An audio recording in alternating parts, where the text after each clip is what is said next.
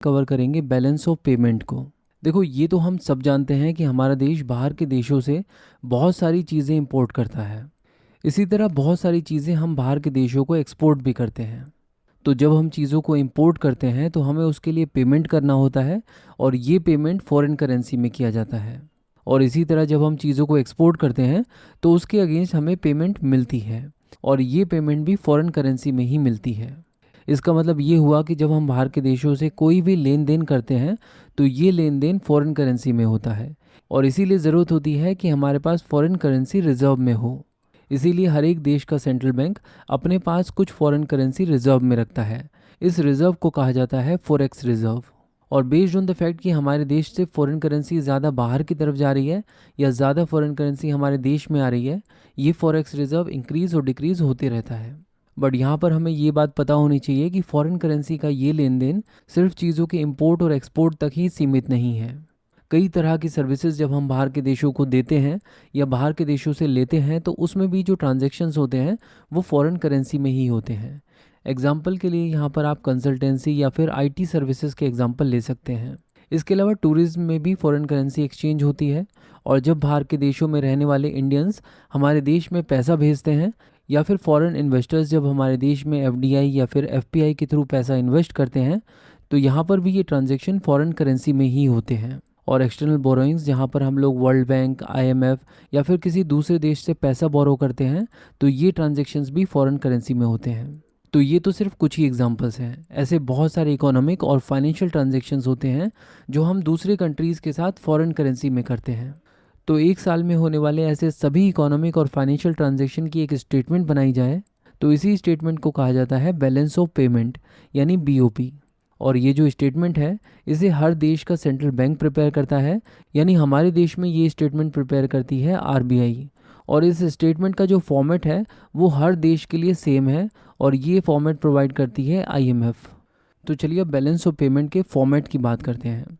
Basically foreign currency में होने वाले सभी इकोनॉमिक और फाइनेंशियल ट्रांजैक्शंस को दो अकाउंट्स में क्लासिफाई किया गया है, करेंट अकाउंट और कैपिटल अकाउंट। और with in current account also जितने भी इकोनॉमिक और फाइनेंशियल ट्रांजैक्शंस हैं उन्हें बैलेंस ऑफ इनविजिबल्स और बैलेंस ऑफ विजिबल्स में क्लासिफाई किया गया है। बैलेंस ऑफ विजिबल को बैलेंस ऑफ ट्रेड यानी बीओटी भी कहा जाता है, क्योंकि यहाँ पर सिर्फ ऐसे ट्रांजैक्शंस को रखा गया है जो कि फिजिकल गुड्स यानी विजिबल आइटम्स के ट्रेड से रिलेटेड हैं। इसके अलावा सभी इंटेंजिबल चीज़ों से रिलेटेड ट्रांजैक्शंस को बैलेंस ऑफ इनविजिबल में रखा गया है, और इन्हें कैटेगराइज किया गया है अंडर सर्विसेज, इनकम्स और ट्रांसफर्स में। तो चलिए इनके कुछ एग्जांपल्स भी देख लेते हैं। सर्विसेज के कुछ एग्जांपल्स हैं सॉफ्टवेयर सर्विसेज, कंसल्टेंसी एट्सेट्रा। इसके अलावा इनकम में कंसीडर किया जाता है net factor income from abroad यानी एनएफआईए को। और ट्रांसफर्स में हम लोग गिफ्ट्स, डोनेशंस और रेमिटेंसेस को कंसीडर कर सकते हैं। और अगर बात की जाए कैपिटल अकाउंट की, तो कैपिटल अकाउंट में भी क्लासिफिकेशन किया गया है बिटवीन इन्वेस्टमेंट्स और लोन्स। इन्वेस्टमेंट्स में आप एफडीआई और एफपीआई को कंसीडर कर सकते हैं, और साथ ही साथ गवर्नमेंट ऑफ इंडिया जो एक्सटर्नल बॉन्ड्स इशू करती है उन्हें भी आप इसी कैटेगरी में रख सकते हैं। और जब बात आती है लोन्स की, तो जो भी हम लोग लोन्स लेते हैं या दूसरे देशों को देते हैं उन ट्रांजैक्शंस को कैपिटल अकाउंट के लोन्स की कैटेगरी में रखा जाता है। और यहाँ पर आप इस बात को याद रखिए कि लोन्स का जो प्रिंसिपल पेमेंट होता है उसे कैपिटल अकाउंट का पार्ट माना गया है, लेकिन लोन्स के ऊपर चुकाए गए इंटरेस्ट को करंट अकाउंट में इनकम्स के अंडर रखा जाता है। तो जब आरबीआई हमारे देश की बैलेंस ऑफ पेमेंट बनाती है तो वो इन सभी कैटेगरीज के अंडर में जितने भी ट्रांजैक्शंस हुए हैं, चाहे डेबिट साइड पे या क्रेडिट साइड पर, लेकिन सभी ट्रांजैक्शंस को मेंशन किया जाता है। इस तरह रिकॉर्ड्स को मेंटेन करने की प्रैक्टिस को डबल एंट्री बुक कीपिंग कहा जाता है। और इस तरह रिकॉर्ड मेंटेन करने के बाद हर एक हेड की जो फाइनल कैलकुलेशन होती है उसका आउटकम पॉजिटिव भी हो सकता है और नेगेटिव भी। पॉजिटिव का मतलब है कि इस पर्टिकुलर हेड की वजह से भारत फॉरेन करेंसी अर्न कर रहा है, और नेगेटिव का मतलब है कि इस पर्टिकुलर हेड में भारत को फॉरेन करेंसी स्पेंड करनी पड़ रही है। तो ये तो बात हुई इंडिविजुअल हेड्स की, जहाँ पर हम लोगों ने देखा कि बैलेंस ऑफ इनविजिबल पॉजिटिव है या नेगेटिव, बैलेंस ऑफ विजिबल्स पॉजिटिव है या नेगेटिव।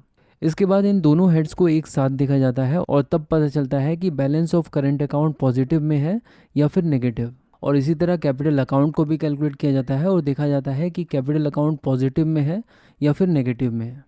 और करंट अकाउंट अगर पॉजिटिव में है तो इसे हम लोग कई बार CAS से भी रिप्रेजेंट करते हैं, जिसका मतलब होता है करंट अकाउंट सरप्लस।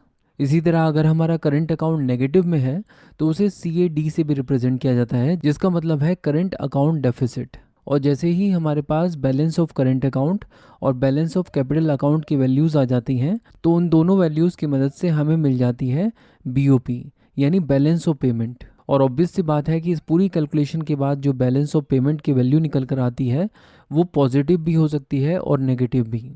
और अगर बैलेंस ऑफ पेमेंट पॉजिटिव में है तो इसका मतलब है कि फॉरेक्स रिजर्व में इजाफा होगा, और अगर बैलेंस ऑफ पेमेंट नेगेटिव में है तो इसका मतलब है कि फॉरेक्स रिजर्व डिप्लीट होंगे। लेकिन सोच के देखिए कि अगर किसी कंट्री के पास नेगेटिव बैलेंस ऑफ पेमेंट को टेक केयर करने के लिए इनफ फॉरेन रिजर्व्स हो ही ना, तो क्या होगा। इसी सिचुएशन को कहा जाता है बैलेंस ऑफ पेमेंट क्राइसिस। तो ये थी डिटेल्स बैलेंस ऑफ पेमेंट की। इंडिया की हिस्ट्री, इंडियन पॉलिटी और इंडियन इकोनॉमी को डिटेल में कवर करने के लिए बुक्स दावा की प्लेलिस्ट को फॉलो कीजिए। Thank you so much.